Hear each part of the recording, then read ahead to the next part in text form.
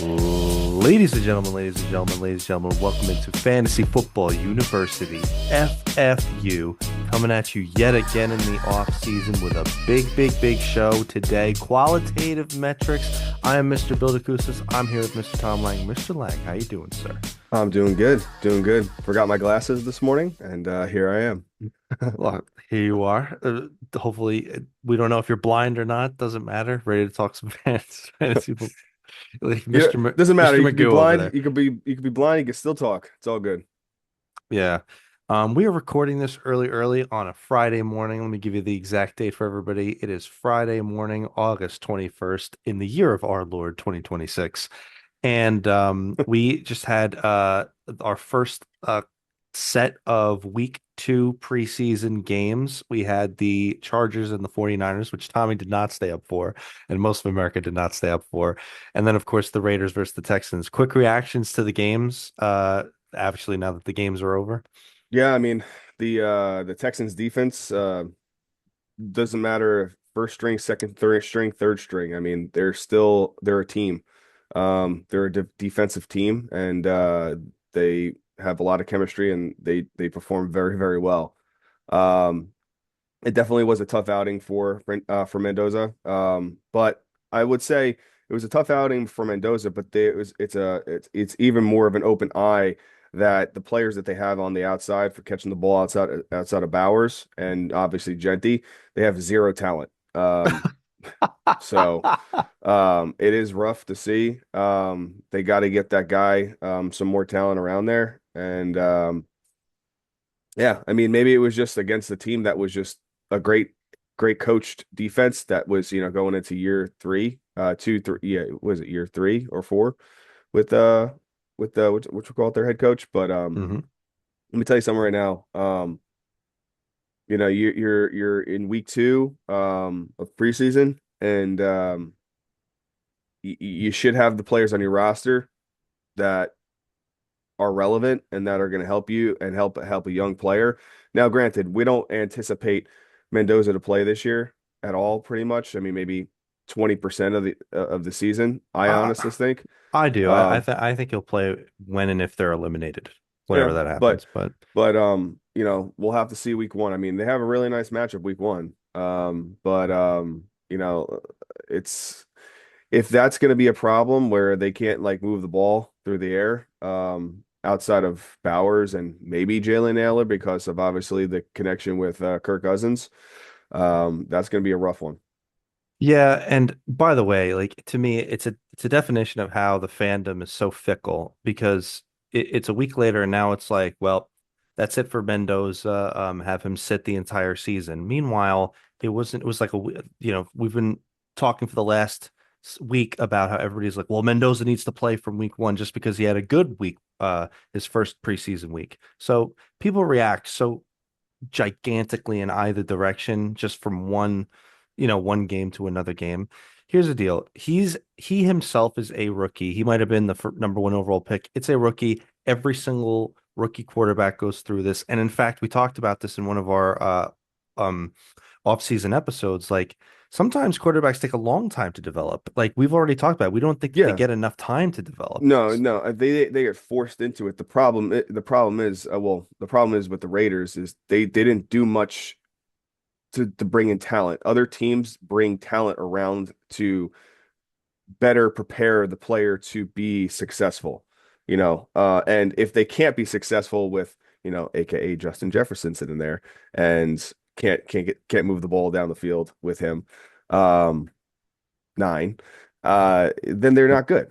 So, No, no, and my one umbrage with what you said is, maybe they are building up players around him from the ground up. For example, they worked hard to improve their offensive line, which they did. One of obviously Genty's rolling around for season number two. He's one of the best backs in the league. Bowers is one of, if not the best tight ends in the league. I mean, they've improved their defense a little bit. Their head coach situation, their whole offensive coaching situation is better. Other than the wide receiver position, I think they've done a decent enough job improving their team. hmm It's just the fact that we're just making fun of Trey Tucker and Jalen Nailor, basically. That's the situation. By the way, where have you fallen on that? Who do you think's gonna have a better year, Trey Tucker or Jalen Nailor? I mean, honestly, I'm still sitting with it that I think that there's still some sort of camaraderie and chemistry with Kirk Cousins and Jalen Nailor. They paired them up together for a reason. But again, it's the Brock Bowers show in that passing game. Gotcha. Any thoughts on the now we're going to be talking about the Texans a little bit today, in the Yeah. positive. So yeah, like you said, their defense is great. Any thoughts on the Texans running back situation?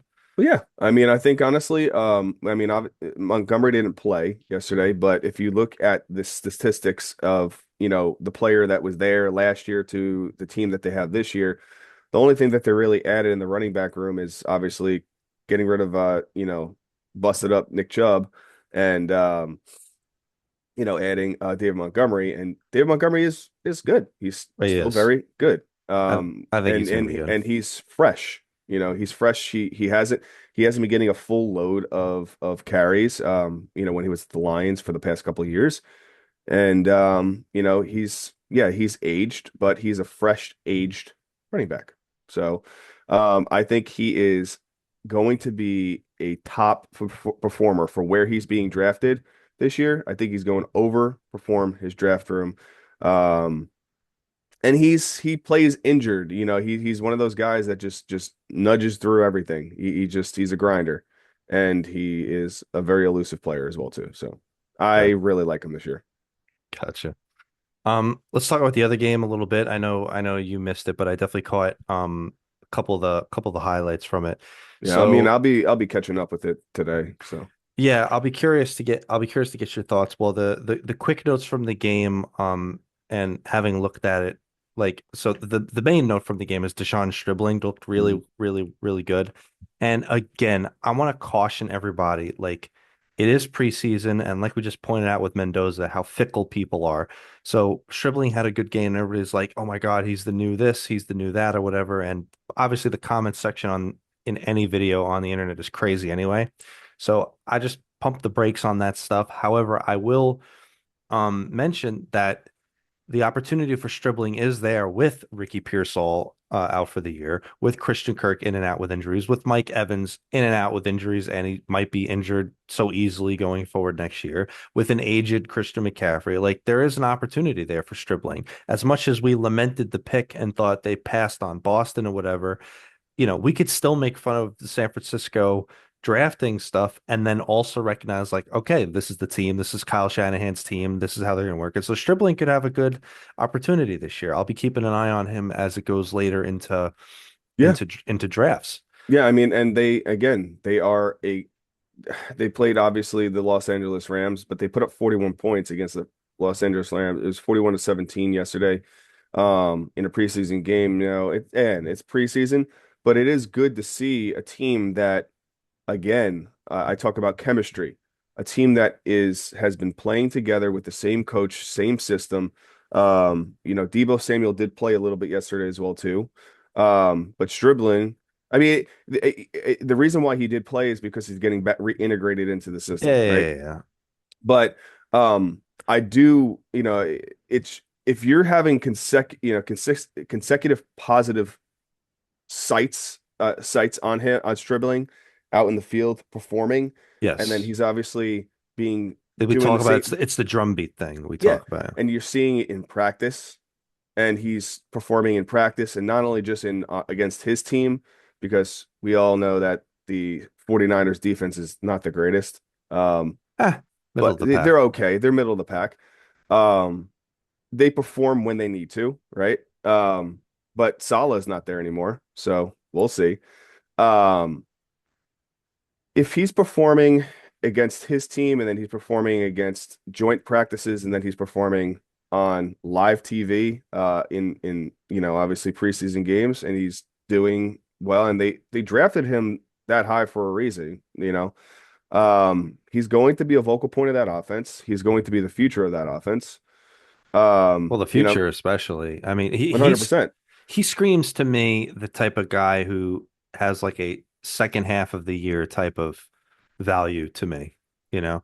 I think they'll be there. There might he might have a game or two, but like I mean, we'll have to see how the health of the other guys is going through. I mean, he's not going to usurp Mike Evans if he's there, you know. oh, but we all know Mike Evans ain't playing 17 games. Yeah, that's the point. It's like that's why I'm saying like he But we could. also, but we also know that, I mean, the other crazy thing is, I mean, George Kittle, it says Achilles, he has a chance to play week 1. I think that is dumb, No. very Uh, dumb.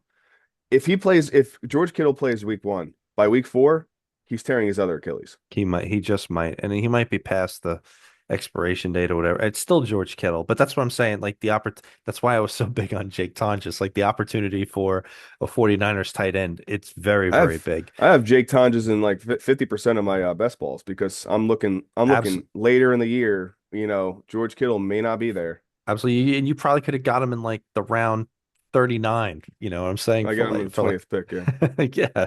No, that's a very good option. The only other thing to mention, and we haven't spent a lot of time here, but I would love to get your opinion. I know you didn't watch the game, so you'll have to judge a little bit more, but um the backup running back situation for San Francisco, which is very relevant for Yeah. fantasy football. So in the game, obviously Kalen Black, he had a decent enough game, but all off season, we've kind of been a bit more on the Jordan James train there. So I'm curious if you had heard anything else, if you had been evolving on that, like, or if you're just going to have to see more because it's going to matter. It's definitely going to matter. Yeah, I mean, Zamir White is Who's there. irrelevant. He's there, but he got 12 carries for 20. I mean, yeah, That's again, 12 carries, 29 yards. Keaton Kalen Black, Black. Kalen Black's the rookie that they eight, drafted. Of course, he was going to be yeah, featured in preseason, 8 for but 33, so he had a 4.1 yards yard average. And then Sincere McCormick, he's back in action.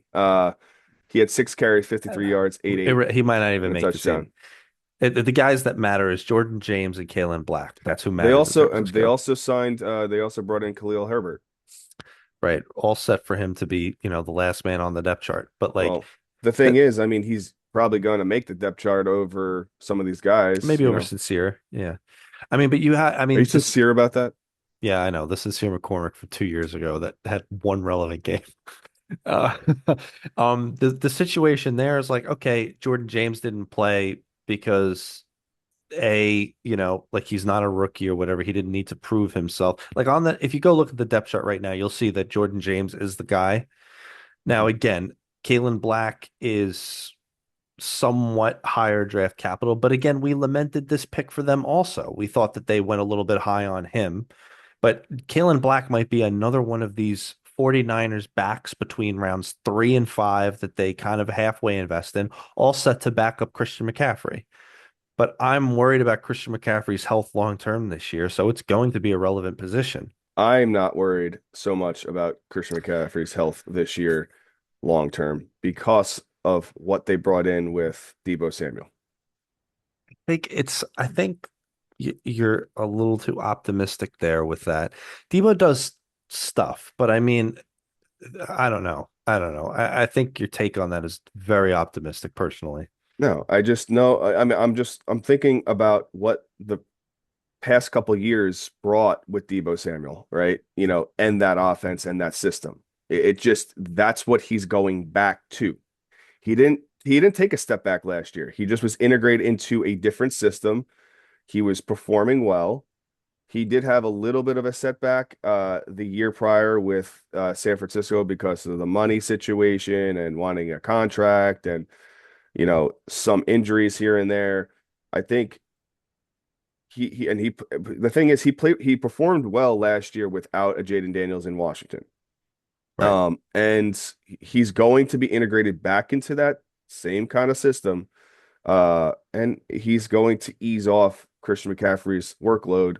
That will actually be a beneficial tool for Christian McCaffrey to stay healthy and to perform and get the yards that he needs on those big plays.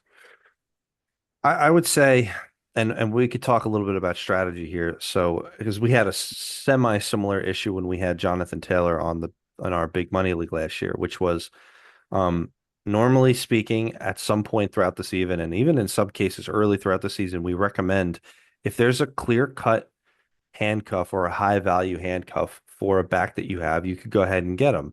And the point was Problem is not, there is none well, here. that's what I'm saying. Like, I mean, I think Keenan Black is probably the only one, only I, only relevant but I option. strongly disagree with you. But that's the point is if it's not a clear-cut guy and they're not going to split the backfield to go running back by committee, then it's not worth having that guy on your roster, whoever the quote unquote lead guy is. Now, I'm also not convinced that that's not Jordan James. Like at the moment, if you had to make me put my money on it, I would say Jordan James is the backup, and he's ultimately going to turn into become the handcuff and maybe even a high value handcuff. But I'm not staking my claim. I'm not staking my claim in it where I'm going to be like, all right, I'm therefore going to roster him two roster spots for what otherwise is currently an unclear handcuff position. So, I Yeah, mean, strate- and yeah, I we mean, had the same thing with Jonathan Taylor. Like, well, we you got to didn't know who remember. their So backup was, so last year they had Brian Robinson back there, right? right? It was clear, It was clear. right? Did he really get was there really any type of relevance there? Not really. No, but Christian McCaffrey played every game. If Okay. Christian McCaffrey had gone They didn't down, bring, and just this brings me back to the Debo conversation. They didn't bring anybody in for that because they're going to utilize Debo back there in that position at times. at times, I don't know if it's enough to be so safe in, you know. Now, I will say this to your point.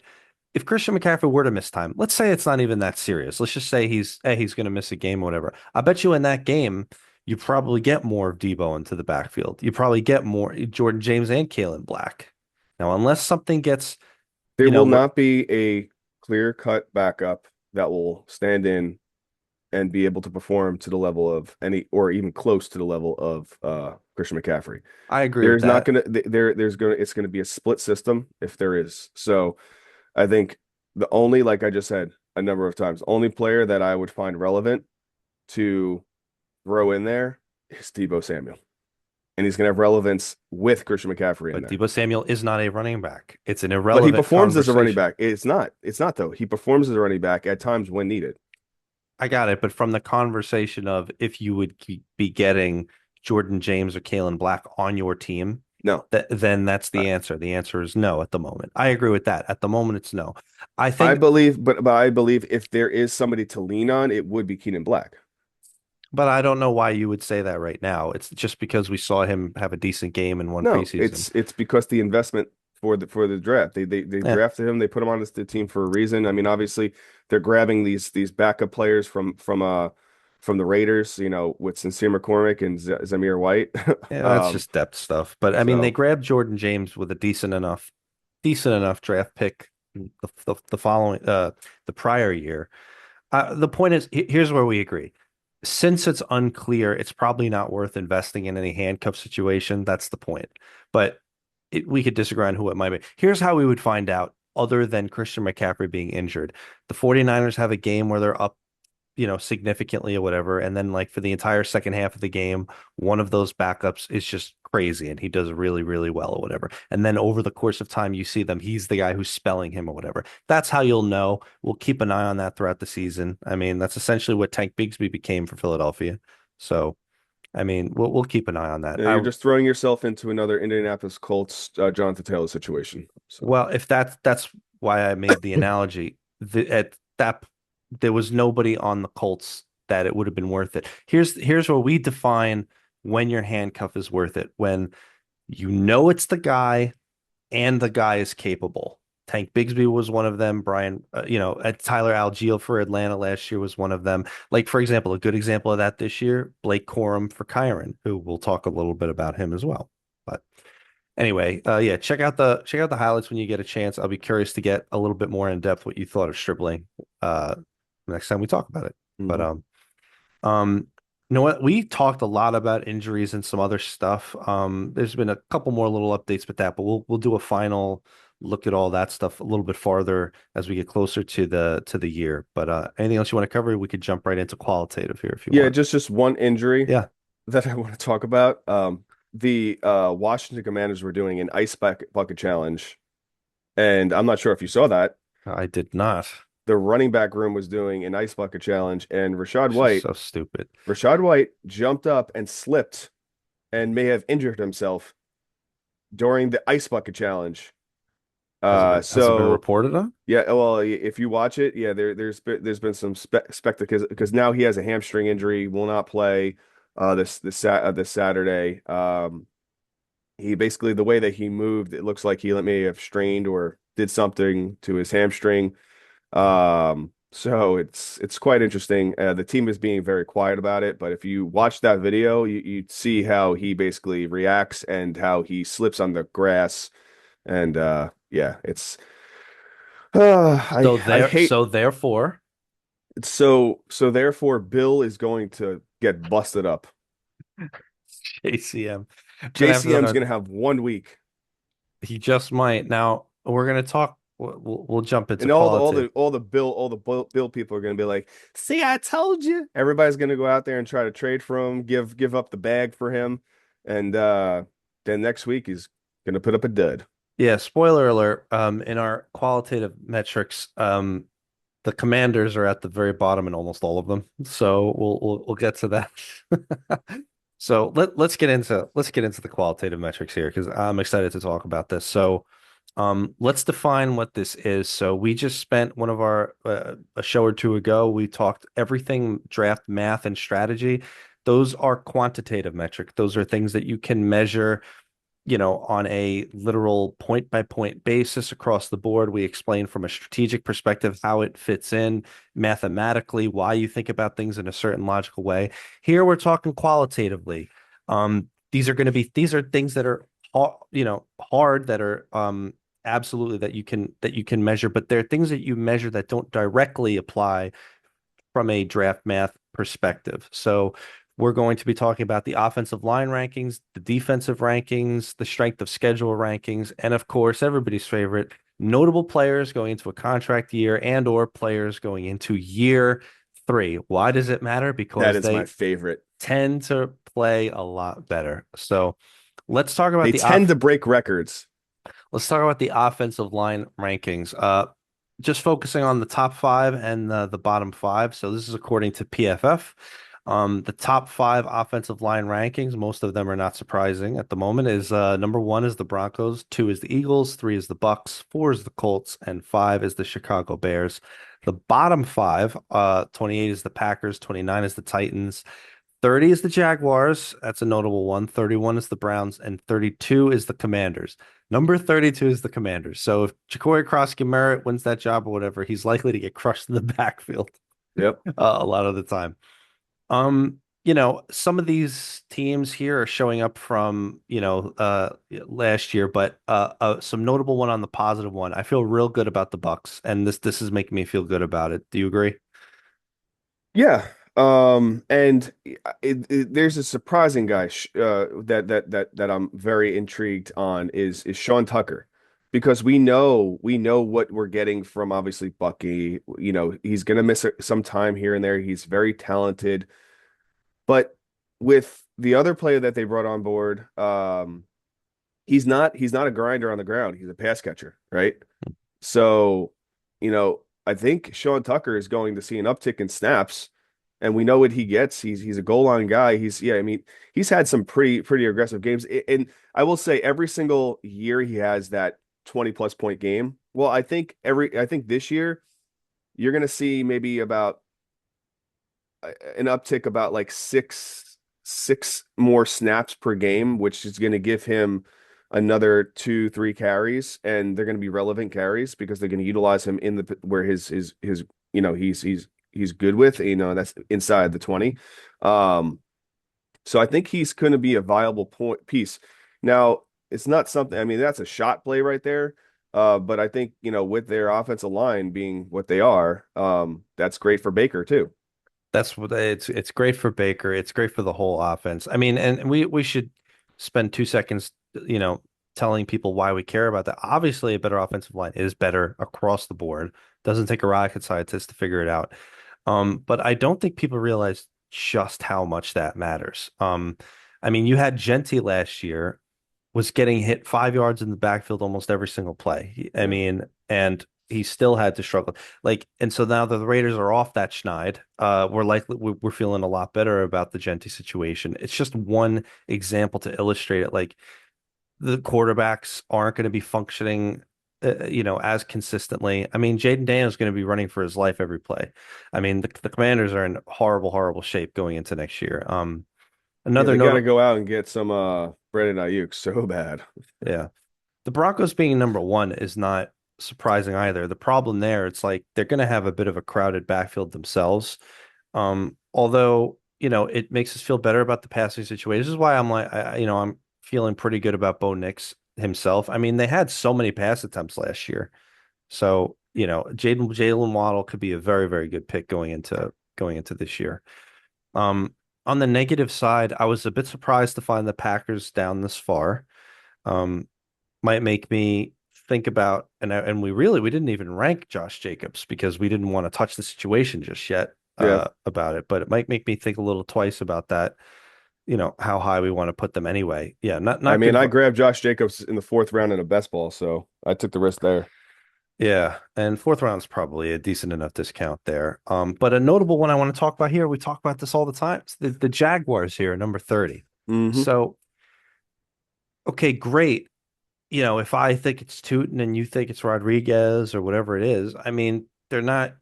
I mean, we like the Jaguars. They're good. They're just, are Well, they good enough to overcome this offensive line situation? the Giants and the Jaguars made a trade. The player that they basically the Giants took on from the Ravens. I forget it's Falil or something like that. I forget his name. I'll have to look that up. So just to give us more credibility here with talking about players. But they just made a trade to the Jaguars for the relevance of needing to, and that guy basically was not a starter. He was, I think, the second or third string guy that was coming in. So, he's going to be going over there to pretty much start, I guess, or to, be the sixth man Maybe on it a helps them roster. a little bit. I mean, they need it clearly. Yeah, if you're making trades for an offensive line this late in the year, pretty Yeah. much, you're in bad shape. Yeah. It doesn't mean that, I mean, we've seen it before. There are teams that can overcome bad offensive lines. It's a lot harder and it's a lot fewer and farther between. I mean, we just look at it from what it was last year. The teams that had the worst offensive lines, most of them were not good. So hopefully they can overcome that, but it will make me feel a little bit less out of whatever the upside would be from Tootin or Rodriguez. Um, the Titans being on here is to be expected. The Browns and Commanders being on here is to be expected. I was just a little weirded out that the Packers were on here. So, Yeah. it's weird. I will say that you know, it doesn't mean that you just become hands off on this stuff. It just means that you take it with a grain of salt. Like for example, like anybody who thought that the Judkins situation, like Judkins, he's coming off of a really horrific injury. Oh, I was right. Falil. Haha. Very good, very good name. So Falil. so Judkins is coming off a really horrific injury, and now he's walking into a team with a crazy situation going on at quarterback, on top of a horrific offensive line situation. So the vibes there are not good either. So we're gonna, when we finish our rankings and tiers, we're gonna take this into account. But this is just for everybody to know. By the way, I was like, I don't know if you realize, like, if you watch some of those games, the Bears being on here actually don't surprised me either in the positive. Like that one game that they beat the Eagles in, their offensive line manhandled the Yeah. Eagles, absolutely manhandled them. So they're good. But we'll get into this later. The I Bears, will I will I will say I will say though, Saquon Barkley is jumping up my tier list. I And, agree. to go back to I know we talked about the 49ers a lot. Christian McCaffrey is slightly nudging Esh and Genti for me as well too. So, right now I have Genti at three, but it could teeter based on format systems. Okay. Well, we'll get into that when we get to that. So let's talk about defensive rankings. So top five teams that absolutely belong to be deserve to be there. The Texans, the Rams, the Seahawks, the Broncos, and the Eagles. Now, I think the Seahawks actually just should bump down a little bit because of the signing that they just made with Travion Diggs. I mean, the guy, he lets up more touchdowns than anybody else. He's a great player. Don't get me wrong. He had that one great season where he was just every single contested play was an interception. But outside of that, I mean, the guy lets up a lot of touchdowns. So Yeah, he's a polarizing figure in a lot of ways. I mean, like is his talent good with just causing the interceptions, or was it for any other thing? Was it the showboating it stuff? was Like, 1 year. It was 1 year. Everybody thinks about that 1 year of positivity, and the guy got his bag, and then he was bad. I So gotcha. Well, he turned anyway, himself into a better performance of Kenny Galladay. the five teams on here, it's without a surprise. And the second that we see any matchup against one of these teams, immediately from a week to week basis, we're going to be like, yeah, this player, but they're playing the yada yada, the Rams, the Seahawks, the whatever. And the Rams, like, I'm not surprised. I like if Aaron Donald joins back and Aaron Donald is at his peak, I wouldn't be surprised seeing them at number one. Although the Texans are really good. I don't really think there's an if. I mean, Aaron Donald, I mean, I think he's just it's going to be right after all the preseason games Yeah, because he doesn't want to do training he's camp, like, but I'm done. I'm good I with know. this. He's in better shape than the guys at training camp right now. So, Right. when you had Jared Verse, training with him and Jared Verse couldn't even keep up with him. I mean, I he's in know. better shape than these guys. So, I mean, I'm not worried about that. You just plug a player like that in there, especially with the defensive player of the year that they traded from Cleveland. Oh yeah. Miles Garrett, oh my God, this is gonna be so bad for anybody that plays them. I know. Well, for any of these, I mean, the Seahawks were by far the best defense from a fantasy perspective last year. The Texans kill people.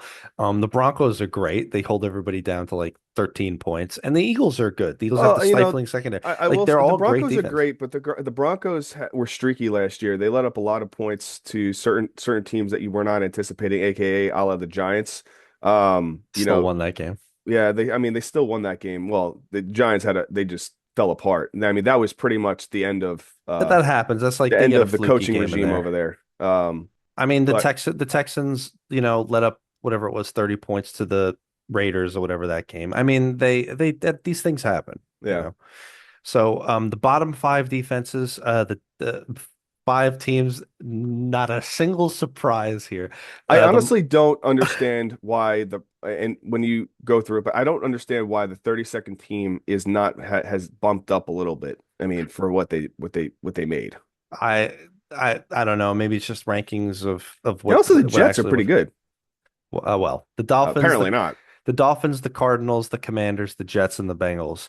And I'm not surprised. The expectations are low. Here's the deal with the Bengals. It's like, did they address some stuff? Yes. Did they make it of any serious effort? No. Their entire budget of that team is lumped into three players. Three players. So I mean, I have no. We've been. I'm not getting on this train again. I've already dissolved my anger into I mean, them, I and will like say the Bengals are doing the perfect scheme for I know. fantasy football. Amazing offense, horrible defense, horrible defense. Yeah, the Jets being on here doesn't surprise me because as good of a, let's say, a head coach from a defensive perspective that Aaron Glenn is, that he was a defensive player, whatever, defensive minded at least, or at least in his own mind, it is. Haha, for anybody who knows that reference from last year. Um, they're just bad because they're a bad team. So at Yeah. some point the wheels are going to fall off, and so hence they're there. Commanders being there is not surprising. The Cardinals and the Dolphins, Tommy, they're going to be two of our absolute biggest shots to be like target this defense. So 100%. so I I mean, mean, these are week bad teams. one, Ashton Genty is going to run all over the Dolphins. Oh my God, I couldn't agree more. I couldn't agree more. They're gonna kill them. They're gonna get killed. So why do defensive rankings matter from a fantasy football perspective? Like Tommy mentioned, like you got a team like the Bengals that you know that since their defense is so bad, they're going to getting a lot more offensive output. And generally speaking, that kind of thing is a trend. It's one of the reasons that we like the Cardinals offense. Their defense is horrible, but their offense is very, very good.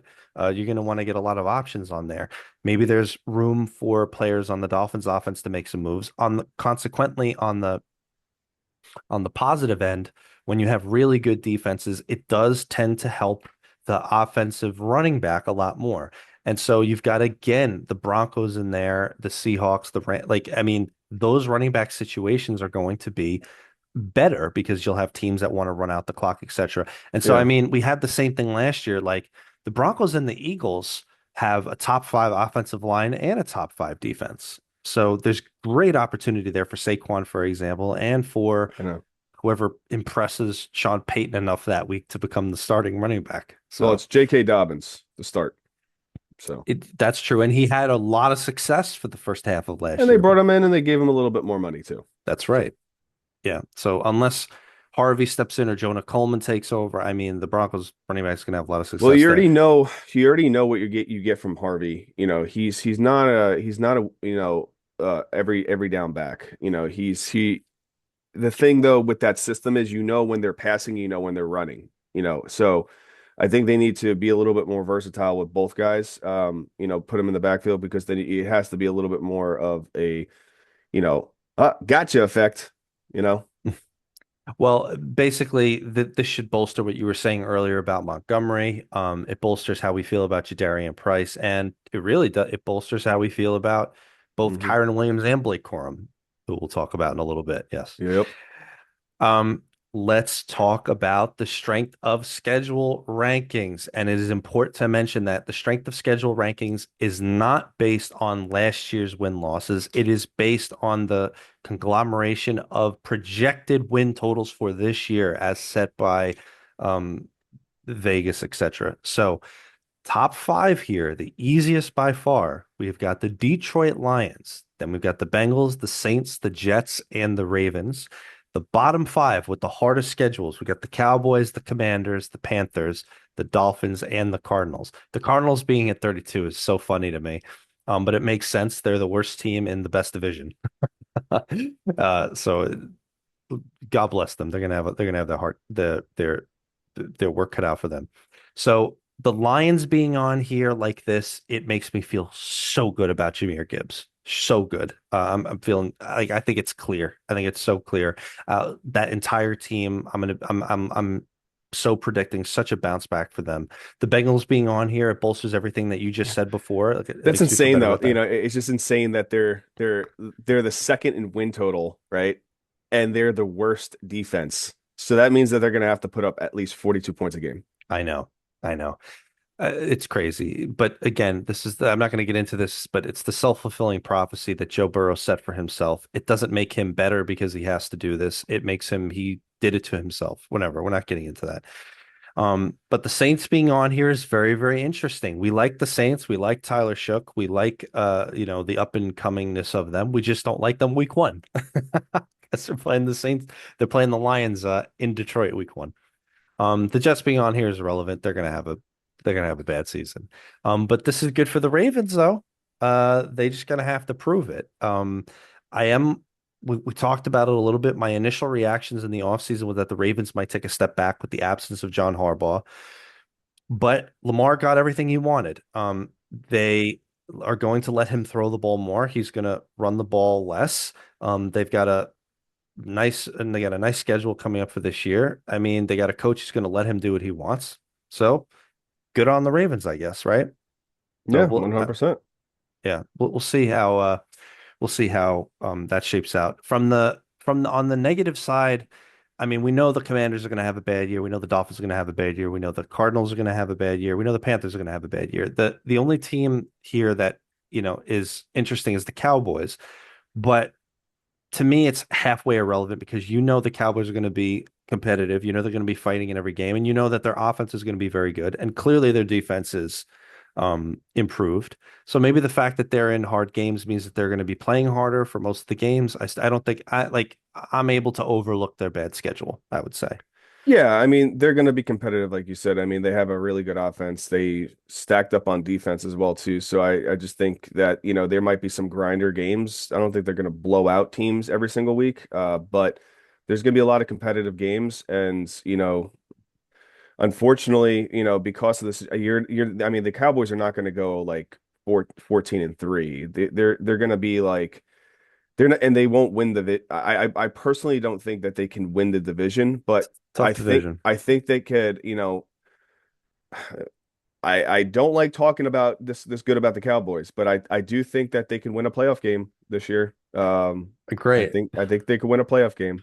I think it'll be hard for them to make to the NFC Championship game. There are some It will be juggernaut. difficult because of the problems that they're going to come across through the year. I mean, they're going to be grinded out. They're going to be beat up. So, All right. we'll see. There are some juggernaut teams in the NFC. I mean, the Rams and the Lions just unto themselves. I mean, it's going to be a I mean, you put the Rams ahead of the Lions right now right. defensively. No, I would put, and the Rams deserve to be the Super Bowl favorites. So let's talk about Tommy's favorite thing. Yes. So these are notable players going into a contract year, or notable players going into year three. Why does year three matters? Because it's essentially going into a contract year for just about every team. It's when teams are deciding on fifth year options for all players that applies to.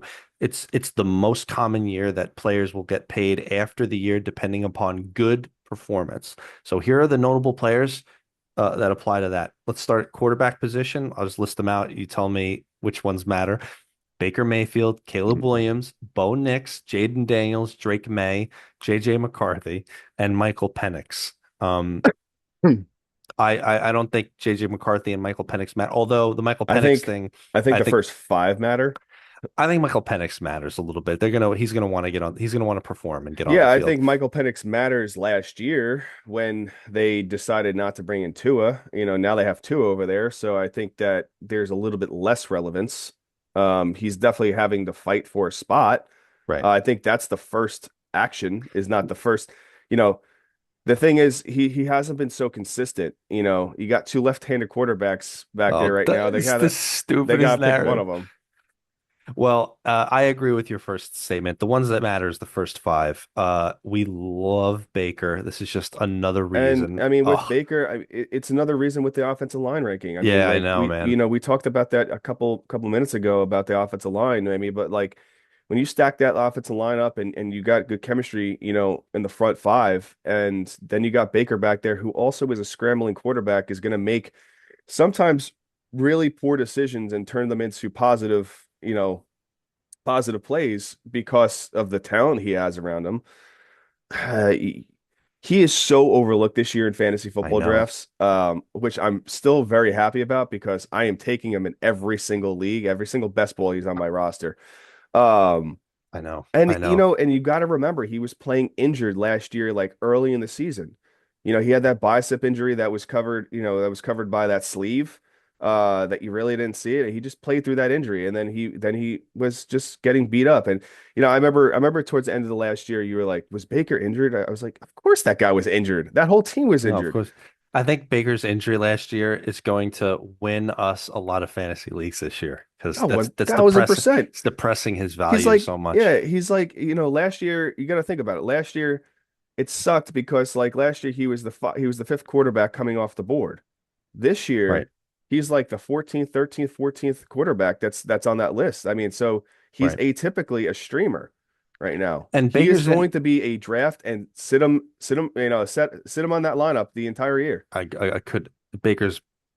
We're in love with Baker this year.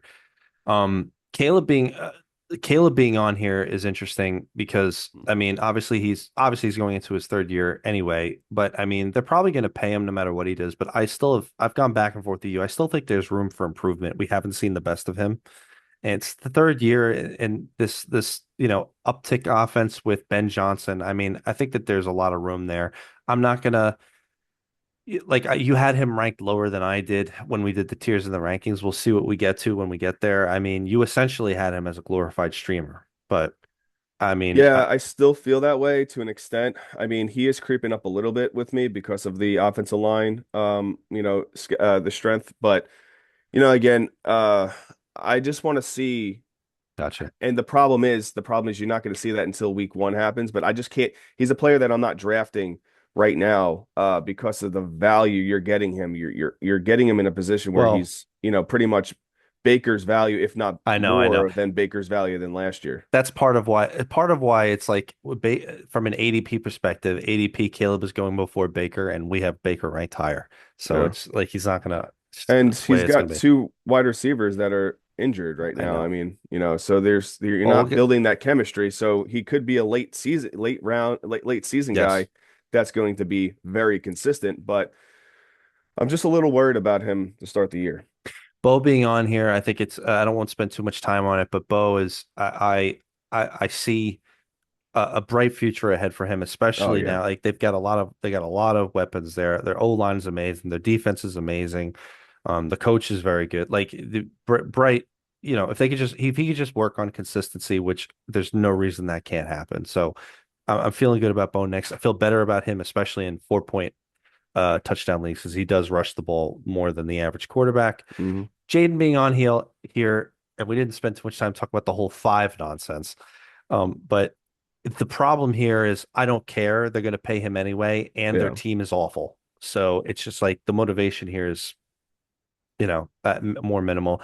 But you're right. Drake May being on here, I mean, with the bringing in of AJ Brown and losing in the Super Bowl, they're going to be poised to throw it all over the field this year. They're So going to be poised to try to run it back.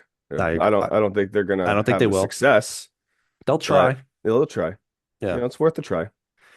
Running backs, and I know one is way more notable than the other. We got two names here, two notable names, Yeah. Jonathan Brooks and Blake Corum. Um, yeah, go ahead. I got a feeling. I want to talk about Jonathan Brooks first Sure, because I sure. think we're going to talk more about Blake Corum in detail with that. But Jonathan Brooks, I mean, so you got Chuba Hubbard right now. Old Mother With Hubbard. yeah, both Mother Hubbard with an injury. So Jonathan Brooks is coming in the season right now where he's getting a lot of the reps in practice, right? Yeah, I think Chuba got paid 2 years ago, so he's got 2 more years on his contract. I believe, there's nothing really to be worried here because I mean, Jonathan Brooks hasn't played it down, his entire career, and now he's in a right. contract year. Now could it be something where he's going to steal some touches? 100%. I mean, if you look at the fantasy league world right now and talking about Jonathan Brooks, I mean, I he is know a big they sleeper around the league, but I just don't see it to that I extent because couldn't agree with you more. he's so injury prone. He's just like how can you feel that? I mean, yes, he's a talented guy for college coming in, but that's all you have. You have Uh, college. He's going into his like, what, fourth year?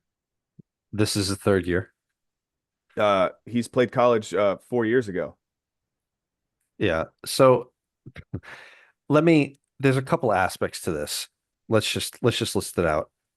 You're right that let's not bury the lead here. If you go online right now, you're going to see a whole host of people being obsessed with Jonathan Brooks, Hmm a gigantic, gigantic amount. In my opinion, that is due to a couple of different factors, the top among which being that Chuba Hubbard was usurped to a degree, and more to a degree, but by Rico Dowdle, basically showing that, you know what, Chuba's not all that. Chuba hasn't gotten respect No, at any point Schubert anyway, has never had respect. I mean, right? but the guy is still he always performs as a He top always 12 guy. performs when Yeah. when given the chance. Okay. The other reason therein is that Jonathan Brooks, at the point of which he was drafted, was very highly touted, was very highly drafted. He was the highest ranked, the highest drafted running back that year. So those two facts, along with the fact of Rico Dowdle leaving, has now left of a gigantic void for people on the internet to be obsessed with Jonathan Brooks. Okay, to illustrate Tommy's point more, injury prone is not the right way to say it. This guy has had a torn up knee in the same knee three separate times. The exact like this guy is there's no functional way that he's able to perform at the way of which he was touted at which he when he was in college. It's just No. not going to happen. Um, Speaking as a former collegiate athlete, it's just not. not going to happen that way. His time might be done, uh, and at the very least, it's not going to be done in a way that he is in any way going to usurp Chuba Hubbard. I don't know what's going on with whatever the beat reporters and anything. I just think this is a huge mirage. I'm not investing a single No, effort into this. I mean, if you want to take a shot late in drafts, fine. I don't know how much it's going to cost you. I haven't seen the ADP on him, but it's expensive. I think it's a huge trap. He's It's being what, drafted. He's being drafted over Chuba now. but this is crazy. Chuba is Yes, the established guy, and also like the Panthers might not even be that good of a team. So like I will. Oh, don't. I don't say that because they have. I keep saying they're ascending, and they did make some good changes and bring some players in, on defense to sustain, defensive drives and make sure that the offense is getting the ball, so they're not playing from behind all the time. So I won't say that. But I will say that, the notes on basically Jonathan Brooks right now is it indicates that Chuba Hubbard was beat out by Rico Dowdle. That is not the case. I mean, it's not exactly what happened. Rico Dowdle. If you were watching those games and you were watching when Chuba was healthy, it was a 50-50 split. Rico was just playing better, right? Right, Because he was healthy. He was right, and 100%. right. Chuba right now has a There's slight more to meets the injury. eye there. Yeah, Yeah. Chuba has a slight injury right now, but that's not going to hurt his day in, day out, every single, play for a regular season situation, unless he comes out and he does get injured again. But Jonathan Brooks, you can't like Jonathan Brooks is not Rico Dowdle. No. He's not.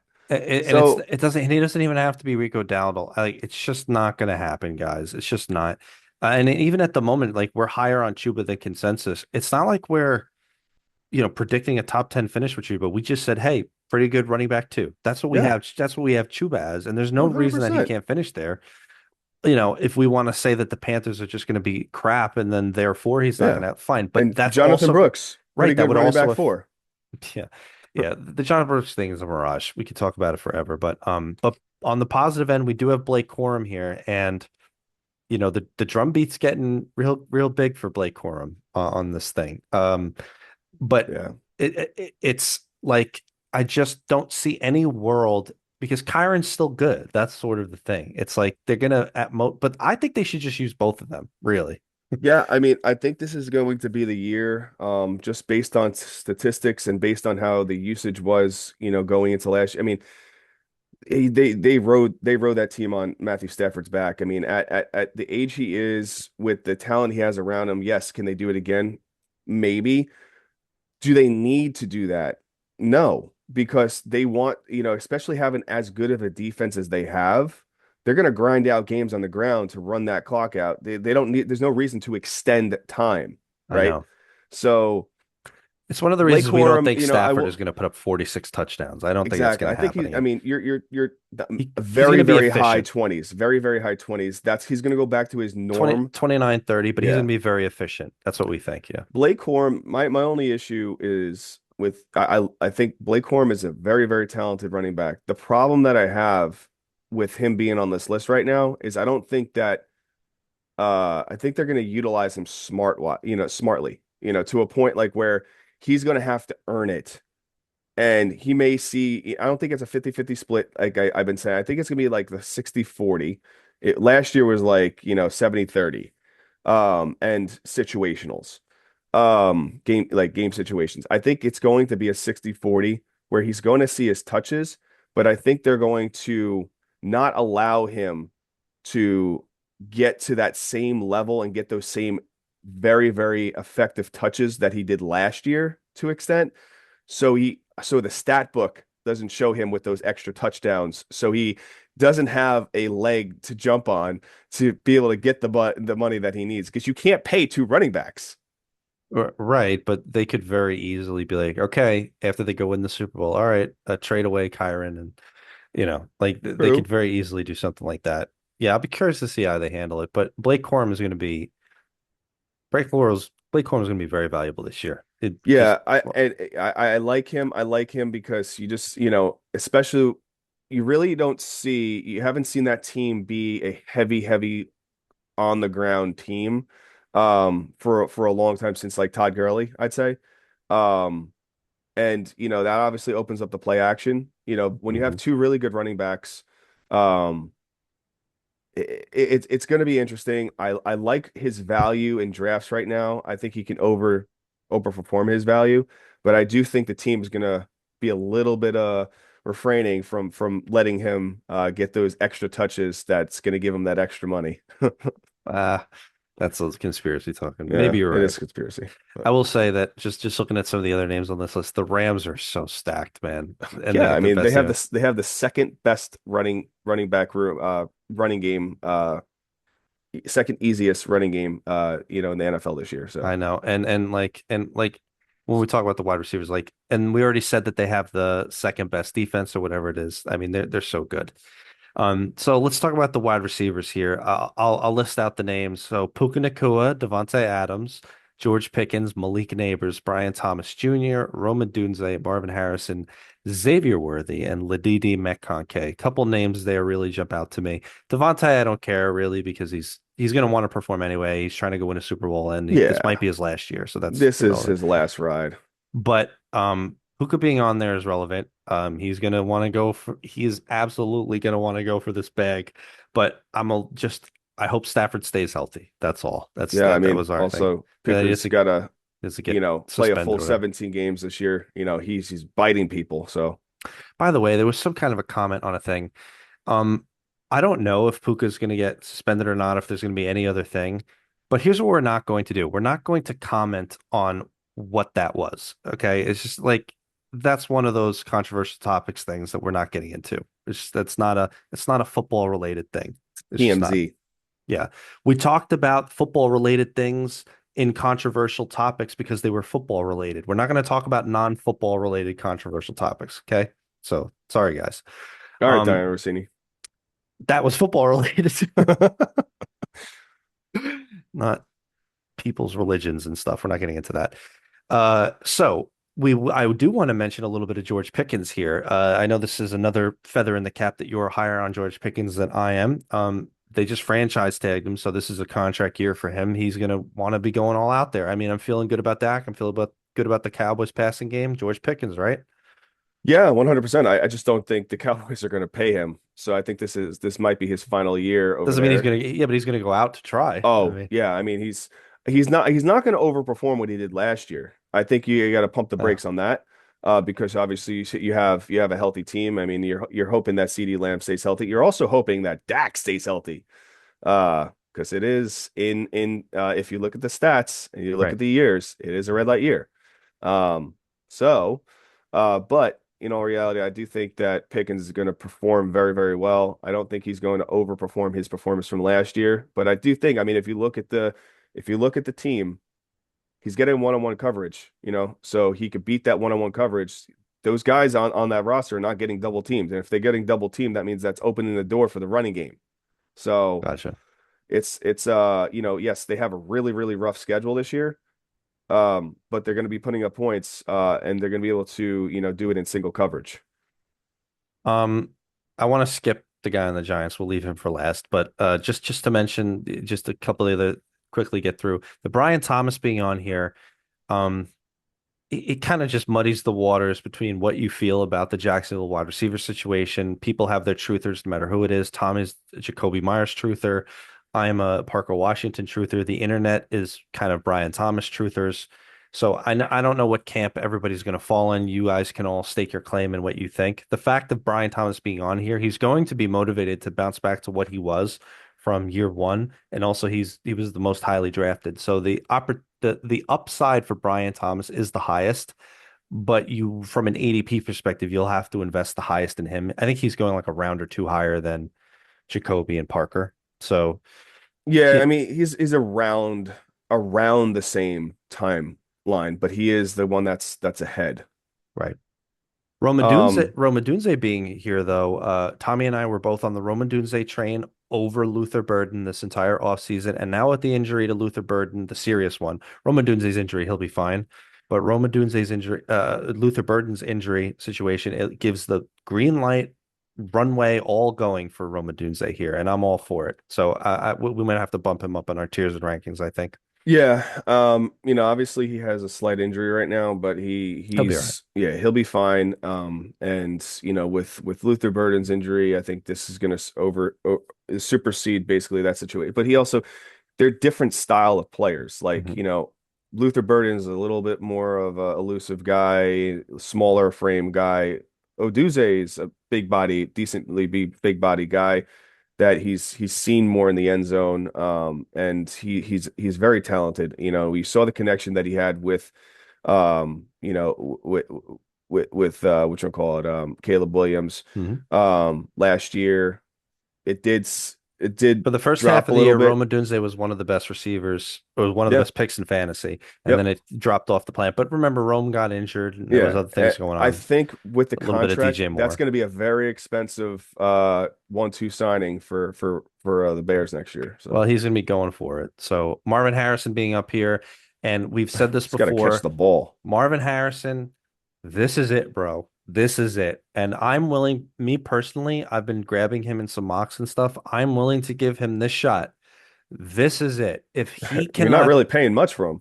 I know, but if he can't do it this year, that's it. He's going to turn into like a do not touch for me, like Hollywood Brown or T. Higgins or something. Like It's going to be you, difficult. come It's on, going to be bro. difficult, especially with the teams they're playing. I mean, it's going to be hard. But you're right. They're going to have a hard, but they do have a good offense. They have a good head coach. This is his third year. He's going for the bag. Like this is it, man. Go get it. Um, Hopefully, Xavier Worthy being here, I don't even know what to make of this. Like I think at this point now I'm more annoyed at any team that just drafts a guy because they're fast.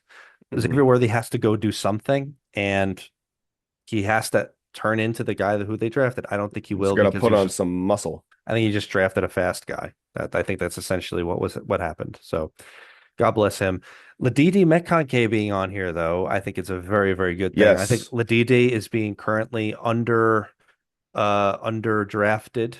I think people are a little bit lower than him. We're higher than him on consensus. We're feeling pretty good about Ladidi, aren't we?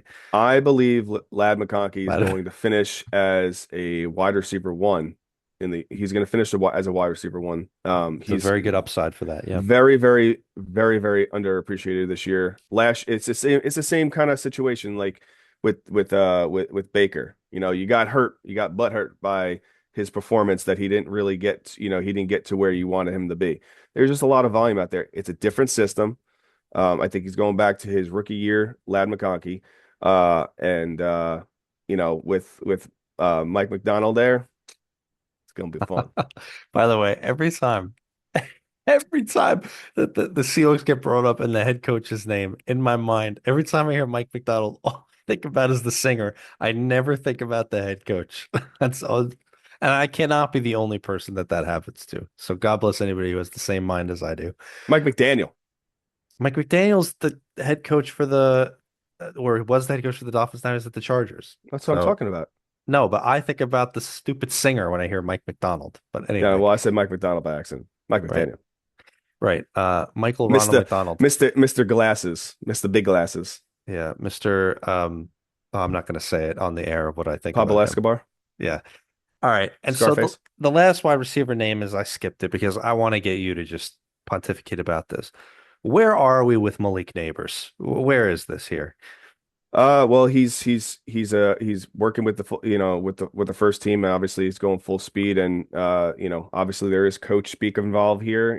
But um, he is looking good. I was watching some of the tape from practice, and he's looking better than what he did, a couple weeks ago, and he's improving. So I'm excited. And obviously a player that's going into a contract year. Uh, Oh, if he's healthy, and if he's if healthy. Yeah. if Dart stays healthy, I mean, honestly, I hate to talk about this, but like, if for some reason Dart is not healthy, Oh, I was waiting for you to say it. Go ahead. Winston is lights out. You know what you're getting from Jameis. Oh my God. Oh my God. I would be so excited. I would be so Malik excited. Neighbors might go for 2,000 yards. Absolutely. That would be. And we get so excited every time Jameis starts, man. We really do. I It's mean, the it's first play he came in, he basically did a little screen pass for 40 yards to get I that know. drive. And also, but by the way, it was voted on by the people. You want to know what the number one play from last year was? It was the throwback to the quarterback that Jameis Winston ran in for the touchdown. That was the number one play last year. Yeah. And the thing is, it so was. That was the best play from last year. Oh my gosh. So yes, either way, there's upside there, Yeah, but Jameis Winston is an international icon. God bless Malik Neighbors. He has to actually like the He's kid got to be has on to the get field. on the He's got to stay field, on the man. field. You know what you're getting from Malik Neighbors. I mean, it's there's no question about it. I mean, obviously there's a lot of talent around him now. You know, obviously Isaiah Likely is going to steal some targets, but Malik Neighbors is Malik Neighbors. I You know, think the he fun might. I think the sad thing. I think he might not be himself for this entire year. I think it's a possibility, man. I mean, you saw how he was on the stupid don't baseball thing or whatever it was. Like, it's just I don't want to. I don't want to put that stop mojo it. out there. No, But stop doing that to me. All right. I don't do that to you with yes, you do. no, I don't do that with Mr. Wilson over there. With Mr. Wilson. Oh, Garrett Yeah. Wilson. Oh, by the way, there's no ruining my mojo with the Jets. You couldn't get any lower anyway, so it's not like there's nothing to ruin.